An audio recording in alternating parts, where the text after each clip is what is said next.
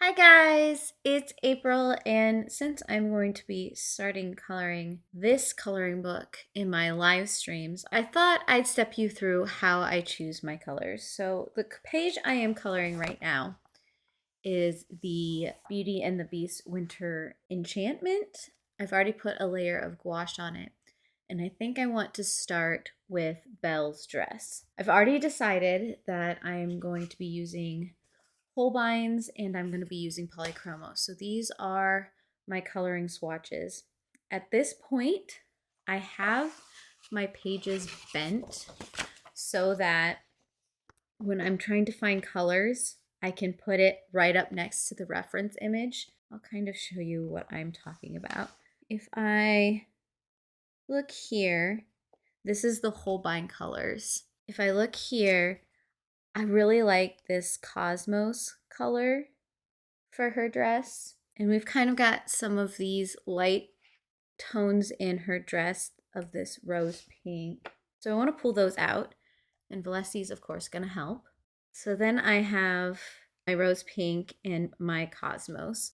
We've got some of these deeper tones in her dress that lean a little bit more purple than they do the pinks. So I think I want to pull Raisin out as well. And I know that the Holbeins have this red brown here that is called burgundy that I'm going to want to pull. And right now I'm just kind of looking at her dress. So we've got that we can pull. I'm wondering if we should switch over to the Polychromos real quick to see if we can get some middle tones in there, or maybe some other tones that'll complement. Sometimes I just kind of move it around the picture a little bit. I actually, for some of these more mid-tones in her dress, I kind of like this light pink Madder Lake, but also in the mid-range in the shadows of her dress, you've got some of this right here. You've got some of this red violet that's going on. So I think I'll pull both of those as well. So I've got the pink Madder Lake and the red violet. She's got fuzz on her outfit that I don't want to miss, and I think we're gonna need some cool grays in there. We can use some of the pink notes we just pulled to mix in there, but it's offset by some of those shadows on that fur. So I think I want to do a cool gray, and I like the cool gray range of the Holbeins just a little bit better. So I'm probably going to want to pull a white just so I can get some of those highlights. But I also think this cool gray too would actually be pretty decent in there too.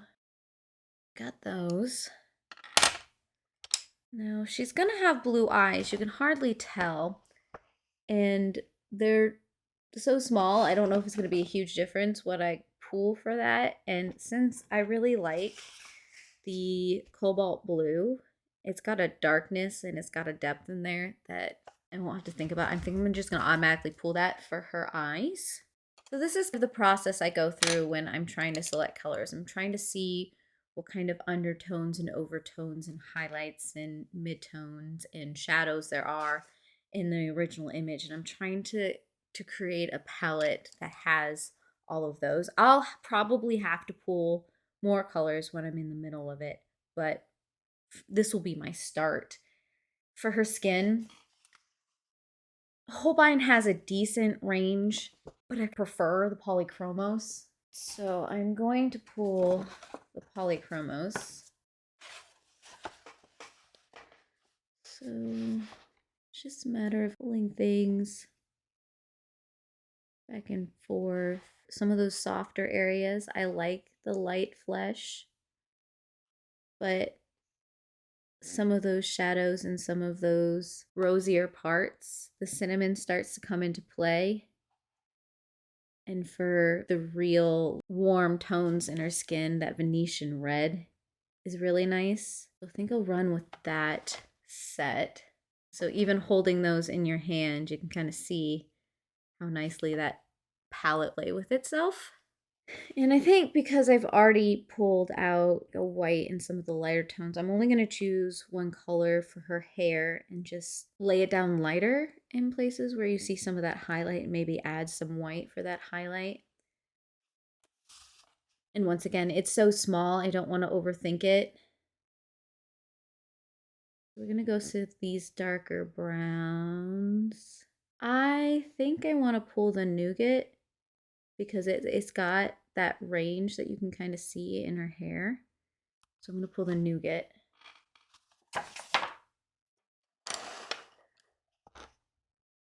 So there you see the range of colors I am thinking about using for Belle. I mean, that's pretty much what I do. I'll just eyeball it as best I can. I will leave these colors down in the description in case you want to look them up yourself.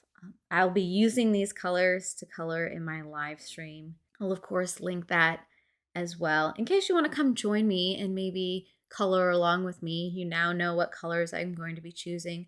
So you can either pull it from your set or find a matching set. Since I'm doing this piece that is more of like matching this picture, I thought maybe I'd break it down into separate parts and then before I actually do the coloring, maybe give you a video like this that shows you me picking the colors and then maybe you can find the colors yourself and then it'll be that much easier when we actually come to coloring it. So let me know if that's a good idea to you. I'm trying something different. Maybe this was just crazy, but I wanted to show you what I was doing and maybe give you a heads up on the colors. Maybe see you in the live stream this Sunday or whenever you decide to watch it. That is all I have for you today. I will be coloring with these soon and I'm super excited about it. If you want to see more content like this, if you like this kind of workflow, let me know down below. Hit the like button, do all the things to get all of the notifications. Otherwise, I will see you soon and I heart your beautiful faces. Bye.